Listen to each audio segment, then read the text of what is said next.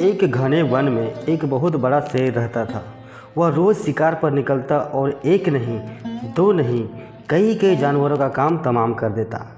जंगल के जानवर डरने लगे कि अगर शेर इसी तरह शिकार करता रहा तो एक दिन ऐसा आएगा कि जंगल में कोई भी जानवर नहीं बचेगा। सारे जंगल में सनसनी फैल गई। शेर को रोकने के लिए कोई ना कोई उपाय करना जरूरी था। एक दिन जंगल के सारे जानवर इकट्ठा हुए और इस प्रश्न पर विचार करने लगे।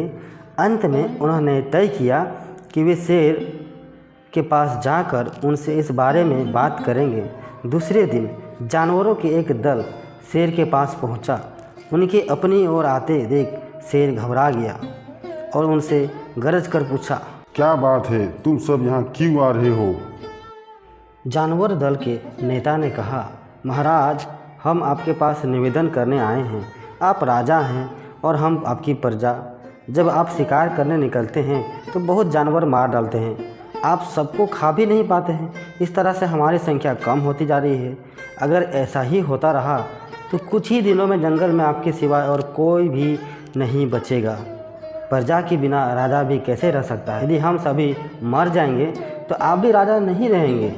हम चाहते हैं कि आप सदा हमारे राजा बने रहें। आपसे हमारी विनती है कि आप अपने घर पर ही रह करें और हर रोज़ स्वयं आपके खाने के लिए एक जानवर हम लोग भेज दिया करेंगे। इस तरह से राजा और प्रजा दोनों ही चैन से रह सकेंगे। शेर को लगा कि जानवरों की बात में सच्चाई है। उसने पल भर सोचा, फिर बोला, अच्छी बात है, मैं तुम्हारे सुझाव को मान लेता हूँ, लेकिन याद रखना, अगर किसी भी दिन तुमने मेरे खाने के लिए पूरा भोजन नहीं भेजा तो मैं जितने जानवर चाहूँगा उतने ही मार डालूँगा। जानवरों के पास तो और कोई चारा ही नहीं था, इसलिए उन्होंने शेर की शर्त मान ली और अपने अपने घर चले गए। उस दिन से हर रोज़ शेर के खाने के लिए एक जानवर भेजा जाता। इसके लिए जंगल में रहने वाले सभी जानवरों में से एक एक जानवर बारी बारी से चुना जाता था। कुछ दिन बाद खरगोश की बारी भी आ गई।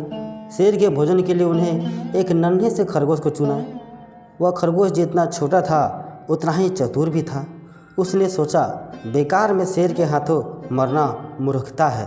अपनी जान बचाने का कोई ना कोई उपाय अवश्य करना चाहिए और हो सके तो कोई ऐसी तरकीब ढूंढनी चाहिए जिससे सभी को इस मुसीबत से सदा के लिए छुटकारा मिल सके।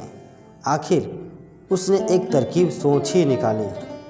खरगोश धीरे धीरे आराम से शेर के घर की ओर जाने लगा। जब वह शेर के पास पहुंचा तो बहुत देर हो चुकी थी। भूख के मारे शेर का बुरा हाल हो रहा था। जब उसने सिर्फ एक छोटे से खरगोश को अपनी ओर आते देखा तो गुस्से से बौखला उठा और गरज कर बोला, किसने तुम्हें यहाँ भेजा है? एक तो पिद्दी जैसे हो, दूसरे इतनी देर से आ रहे हो। जिन बेवकूफ़ों ने तुम्हें यहाँ भेजा है मैं उन सब को ठीक करूँगा। एक एक का काम तमाम ना किया तो मेरा नाम भी शेर नहीं। नन्हे खरगोश ने बड़ी नम्रतापूर्वक शेर से कहा, महाराज, अगर आप कृपा करके मेरी बात सुन ले तो मुझे या फिर और सभी जानवरों को दोष नहीं देंगे। वे तो जानते थे कि एक छोटा सा खरगोश आपको भोजन के लिए पूरी नहीं होती है, इसलिए उन्होंने 6 खरगोश भेजे थे। लेकिन रास्ते में हमें एक और शेर मिल गया। उसने 5 खरगोशों को मारकर खा लिया। यह सुनते ही शेर दहाड़ कर बोला, क्या कहा? दूसरा शेर? कौन है वो? तुमने उसे कहाँ देखा? महाराज, वह तो बहुत ही बड़ा शेर है। वह जमीन के अंदर बनी एक बड़ी गुफा से निकलता है। वो तो मुझे ही मारने जा रहा था, पर मैंने उनसे कहा, सरकार, आपको पता नहीं है कि आपने क्या अंधेर काम कर दिया है। हम सब अपने महाराज के भोजन के लिए जा रहे थे, लेकिन आपने उनका सारा खाना खा लिया। हमारे महाराज ऐसी बातें सहन नहीं कर पाएंगे। वे ज़रूर ही यहाँ आकर आपको मार डालेंगे। इस पर उसने पूछा, कौन है तुम्हारा महाराज? मैंने जवाब दिया, हमारा राजा जंगल का सबसे बड़ा शेर है। महाराज, मेरा ऐसा कहते ही वह गुस्से से लाल पीला होकर बोला, बेवकूफ़, इस जंगल का राजा सिर्फ मैं हूँ। यहाँ सब जानवर मेरी प्रजा है। मैं उनके साथ जैसा चाहूँ वैसा कर सकता हूँ। जिस मूर्ख का तुमने अपने राजा कहते हो, उस चोर को मेरे सामने हाजिर करो। मैं उसे बताऊंगा कि असली राजा कौन है। महाराज, इतना कहकर उस शेर ने आपको लिवाने के लिए मुझे यहाँ भेज दिया। खरगोश की बात सुनकर शेर को बड़ा गुस्सा आया और वह बार बार गरजने लगा। उसकी भयानक गरज से सारा जंगल दहलने लगा। मुझे फौरन उस मूर्ख का पता बताओ, शेर ने दहाड़ कर कहा। जब तक मैं उसे जान से ना मार दूंगा मुझे चैन नहीं मिलेगा। बहुत अच्छा महाराज, मौत ही उस दुष्ट की सज़ा है।